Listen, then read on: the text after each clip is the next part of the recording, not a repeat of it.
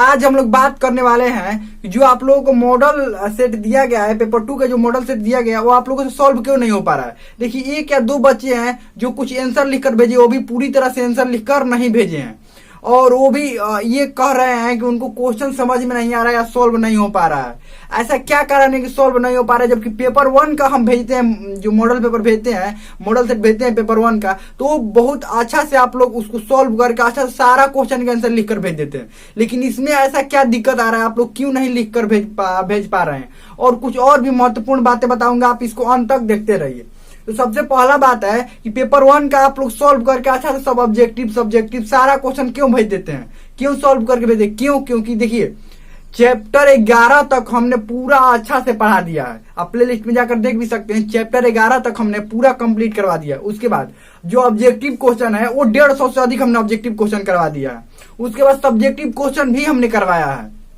इतना सब करवाने के बाद आप लोग इतना सब पढ़ लिए हैं, उसके बाद एक भी आप क्वेश्चन नहीं छोड़ते हैं। जो भी हम मॉडल सेट भेजते हैं पेपर 1 के लिए, आप एक भी क्वेश्चन नहीं छोड़ते हैं, पूरा क्वेश्चन हल कर लेते हैं। लेकिन यही बात करें जब पेपर 2 का, तो पेपर 2 में क्या हुआ है, जो ये चैप्टर 3 तक पढ़ाई हुआ है, उसके बाद ऑब्जेक्टिव क्वेश्चन लगभग 30 से 40 ऑब्जेक्टिव क्वेश्चन हुए हैं। हाँ, ऑब्जेक्टिव क्वेश्चन कुछ बच्चे सॉल्व करके भेजे हैं, ठीक है, ऑब्जेक्टिव क्वेश्चन, क्योंकि अच्छा से पढ़े। इसीलिए हम कहते हैं कि ध्यान से क्लासेस होती है उसको ध्यान से पढ़िए और रेगुलर हमेशा पढ़िए। जब रेगुलर पढ़िए और रिवीजन कीजिए, तब आपको समझ में आएगा, मॉडल सेट का सारा क्वेश्चन समझ में आ जाएगा।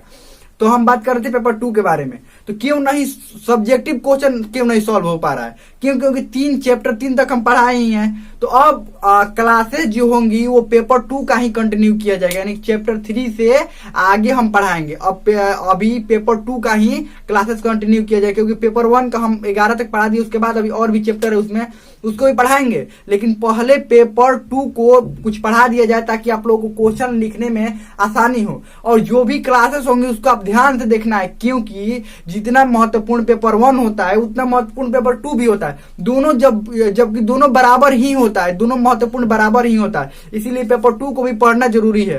तो पेपर 2 का क्लासेस स्टार्ट किया जाएगा। अब रेगुलर पेपर 2 का ही क्लासेस होगा, इसको आप ध्यान से देखिएगा और ध्यान से समझिएगा।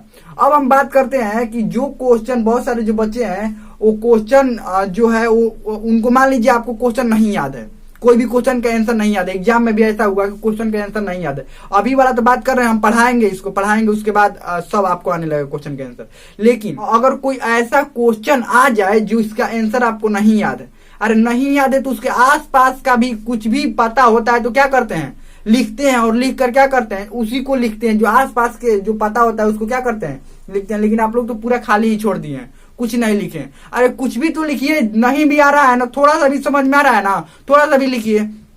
अब देखिए, बहुत सारे बच्चे कहेंगे कि हम गलत आंसर लिखे। नहीं, गलत आपको आंसर लिखने के लिए नहीं बोल रहे हैं, हम बोल रहे हैं कि उसके आसपास के जो कुछ भी पता है, कॉपी खाली छोड़ने से तो बेहतर होता है कि कॉपी को क्या कर दिया जाए, भर दिया जाए। और कैसे भी करके कोई भी आंसर लिखकर आसपास का जो भी याद होता है क्या किया जाता है, लिखकर भर दिया जाता है। हमें लगता है कि समझ में आ गया है। अब पेपर 2 का क्लासेस कंटिन्यू हो जाएगा। और जो पेपर 1 के क्लासेस नहीं जानते हैं, तो पेपर 1 के क्लासेस अगर देखना चाहते हैं और पेपर 2 का भी क्लास है, तो प्लेलिस्ट में सभी क्लासेस का अलग अलग प्लेलिस्ट बनाया गया, प्लेलिस्ट में जाकर देख सकते हैं। और मॉडल पेपर, जिनको पता नहीं कि मॉडल पेपर कहाँ भेजते हैं, तो मॉडल पेपर हम टेलीग्राम ग्रुप में भेजते हैं। टेलीग्राम ग्रुप का लिंक जो है वो डिस्क्रिप्शन में दिया गया, वहीं पर भेजते हैं और बच्चे आंसर लिखकर वहीं पर भेजते हैं। टेलीग्राम ग्रुप में वो आंसर भेजते हैं, हम वहां से चेक करते हैं आंसर।